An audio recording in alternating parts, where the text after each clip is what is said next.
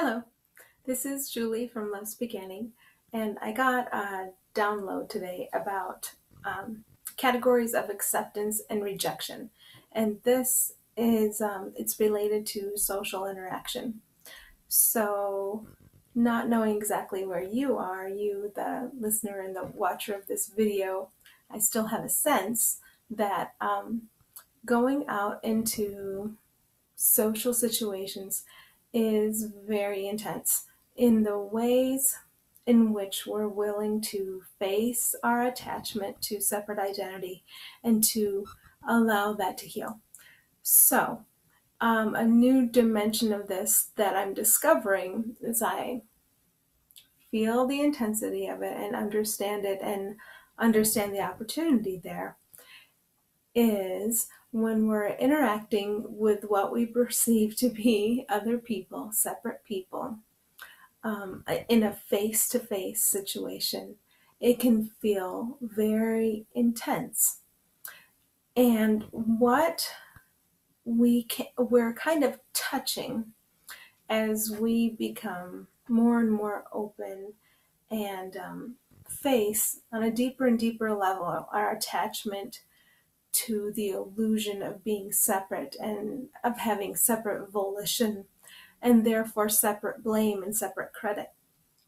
As we penetrate through that, when we interact with others, we may be feeling, not hearing in the form of thoughts very specifically, not necessarily receiving specific information, but just feeling categories of acceptance and rejection.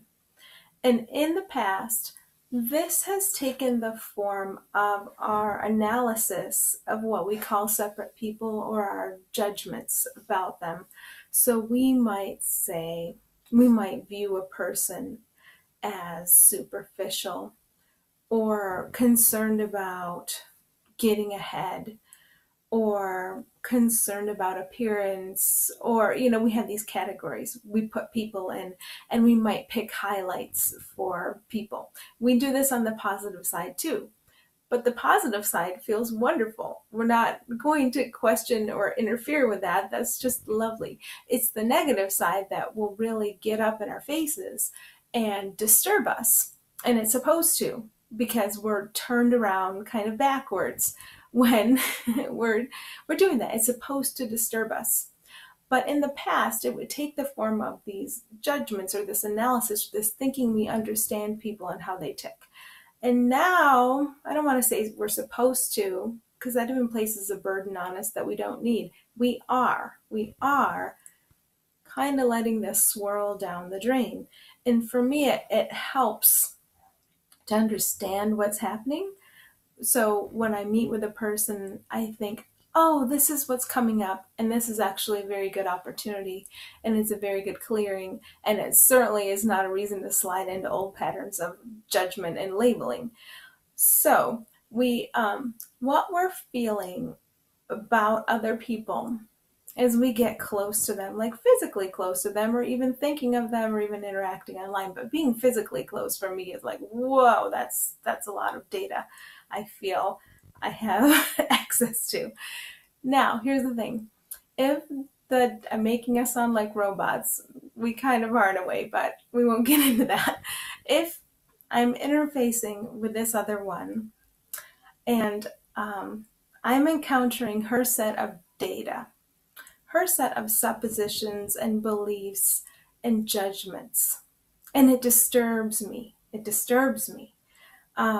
I know that going into judgment is not going to help. What is going to help is realizing that the reason I feel the weight of suppositions and judgments and fears and trying to control, the reason I feel the weight of it is that I myself am still attached to being separate to some degree. And I myself am still attached to the modality of judgment. What I'm being shown here is like, it's like this tool we said, we're going to stop using this tool. But It's like we keep picking it up. And before we might pick it up and use it for an hour or two or a lifetime. But now we still keep picking it up. We're picking, and I have the tool. What am I doing with this screwdriver? I don't even know why I'm holding it. So we do have to put it down again. We're in this habit, this modality of picking up judgment and analysis and figuring other people out, but it doesn't work anymore.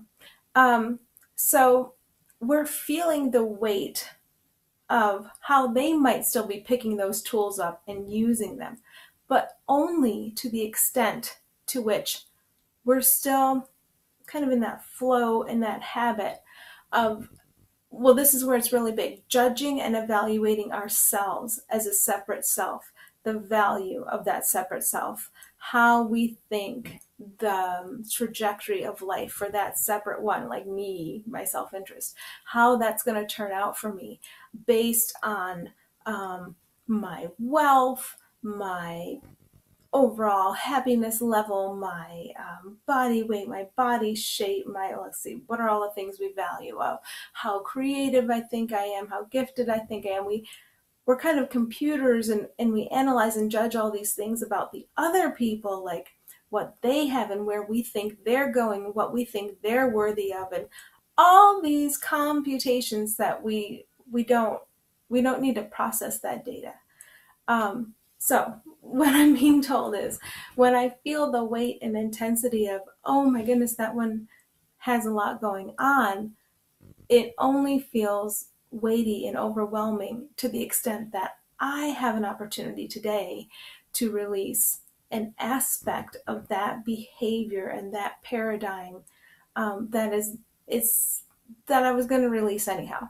I'm in process. It's not like we have to put pressure on ourselves, like release, release, release, release it now. It's happening anyhow.